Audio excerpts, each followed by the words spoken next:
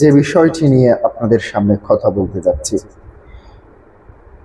সারা বাংলাদেশে আওয়ামী লীগের party office আমরাই গুড়িয়ে দিয়েছিলাম, এই ধরনের বক্তব্য দিয়েছেন ছাত্রদল সভাপতি রাকিব। প্রিয় দর্শক, মূলত গত শনিবারে বাংলাদেশ চীন মৈত্রী সম্মেলনে প্রধানমন্ত্রী তারেক রহমান সহ জুলাই আন্দোলনের নেতৃত্বদানকারী বিএনপিপন্থী যারা রয়েছেন তাদের সাথে একটি আলোচনা সভা কিংবা সম্মেলন অনুষ্ঠিত, মতবিনিময় সভা অনুষ্ঠিত হয়েছে। সেই মতবিনিময় সভায় বক্তব্য রাখতে গিয়ে তিনি এই কথা বলেছেন। প্রিয় দর্শক, এখানে প্রধানমন্ত্রী উপস্থিত থাকলেও, প্রধানমন্ত্রীর উপস্থিত থাকার সময় অর্থাৎ প্রধানমন্ত্রীর সামনেই তিনি এই বক্তব্যটি দিয়েছেন এবং তার পাশাপাশি স্বরাষ্ট্রমন্ত্রী সালাউদ্দিন আহমেদ যে বক্তব্য দিয়েছেন, আওয়ামী লীগের দাফন কাফন ভারত হয়ে গিয়েছে, এই ধরনের মন্তব্য করেছেন।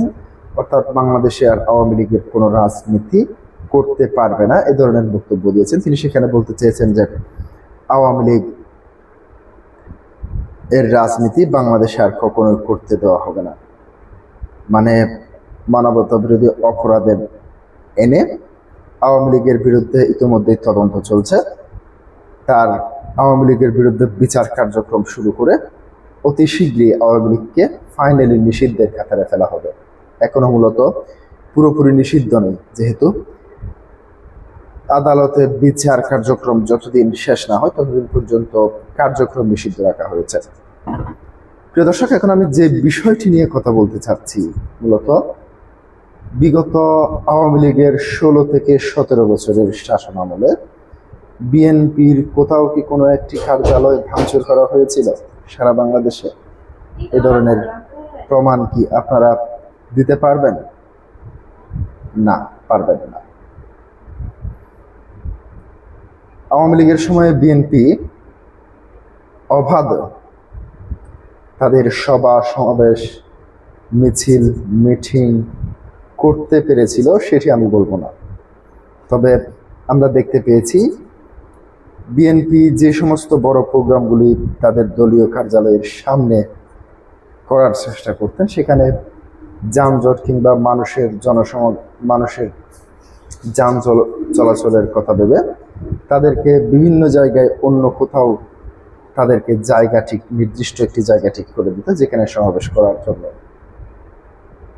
প্রিয় দর্শক, কখনো কি দেখেছেন আওয়ামী লীগের নেতাকর্মীরা কখনো বিএনপি নেতাকর্মীদের বাড়িঘরে হামলা করতে, ভাঙচুর করতে, কিংবা অফিস আদালত থেকে শুরু করে ব্যবসা প্রতিষ্ঠান এমনকি এমপি মন্ত্রীদের ঘর বাড়ি পর্যন্ত ভাঙচুর করতে?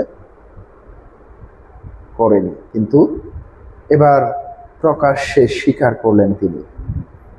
আমরা 5 আগস্টের পরে দেখেছি সারা বাংলাদেশে আওয়ামী লীগের নেতাকর্মীদের ঘর বাড়ির উপর হামলা করতে কিংবা আওয়ামী লীগের কার্যালয়গুলি একের পর এক ভাঙচুর ও অগ্নিসংযোগ করতে, কিংবা আমরা দেখেছি বিভিন্নভাবে আওয়ামী লীগের নেতাকর্মীদেরকে ঝেলে ধরে বিভিন্ন মামলা বাণিজ্য করতে দেখেছি, এমনকি মব সৃষ্টি করে অনেককে হত্যা পর্যন্ত করতে আমরা দেখেছি। কিন্তু কখনো আওয়ামী লীগ সরকারের সময় এই ধরনের নৈরাজ্য চলেছিল কিনা? কিংবা আপনারা তো এখন সরাসরি স্বীকারই করলেন যে সারা বাংলাদেশে আওয়ামী লীগের পার্টি অফিস আমরা গুড়িয়ে দিয়েছিলাম। তাহলে পরবর্তীতে কোনো একদিন যদি আওয়ামী লীগ সরকার ক্ষমতায় আসে, তাহলে আপনাদের পার্টি অফিস, আপনাদের বাড়িঘর কিংবা আপনাদের নেতাকর্মীদের বাড়িঘর কি ঠিক থাকবে ভাবছেন? প্রতিহিংসার রাজনীতি কখনো এই বাংলাদেশ থেকে যাবে না। প্রিয় দর্শক, আমরা 5 আগস্টের আগে যেটি ভেবেছিলাম যে এবার হয়তো প্রতিহিংসার রাজনীতির অবসান ঘটবে, সকল বৈষম্যের অবসান ঘটবে, কিন্তু আমরা দেখলাম কি সেই বৈষম্য আগে যদি 10 গুণ হতো, এখন 100 গুণ হচ্ছে। প্রতিহিংসা আগে যদি 5 গুণ হতো, এখন 100 গুণের উপরে হচ্ছে। সারা বাংলাদেশে আমরা ভেবেছিলাম দুর্নীতি কমবে, কিন্তু আসলে কি দুর্নীতি কমেছে? দুর্নীতি আরো বেড়েছে। প্রিয় দর্শক, কি বলেছেন তিনি, দৈনিক ইত্তেফাক কি বলছে সেখান থেকে আপনাদের সামনে একটু আমি তুলে ধরছি। তিনি এখানে মূলত তারেক রহমানের উপস্থিতিতে যে বক্তব্যটি দিয়েছেন, সারা দেশে আওয়ামী লীগের পার্টি অফিসগুলো আমরা ছাত্র জনতা পুড়িয়ে দিয়েছিলাম, আগুন জ্বালিয়ে দিয়েছিলাম 5 আগস্ট ছাত্রলীগকে বিতাড়িত করার ক্ষেত্রে। যাত্রাবাড়ি, শাহবাগ সহ সকল ক্ষেত্রে ছাত্রদল, যুবদল ও বিএনপির অগ্রভাগে ভূমিকা পালন করেছে। শনিবার 4 জুলাই রাজধানীর আগারগাঁওয়ে বাংলাদেশ চীন মৈত্রী সম্মেলন কেন্দ্রে জুলাই আগস্ট গণ অভ্যুত্থান, শোক ও বিজয় বর্ষপূর্তি উপলক্ষে আয়োজিত জুলাই জাতীয় সম্মেলন 2024 এর বক্তব্য দিতে গিয়ে বাংলাদেশ জাতীয়তাবাদী ছাত্রদলের কেন্দ্রীয় সভাপতি রাকিবুল ইসলাম এই কথা বলেন।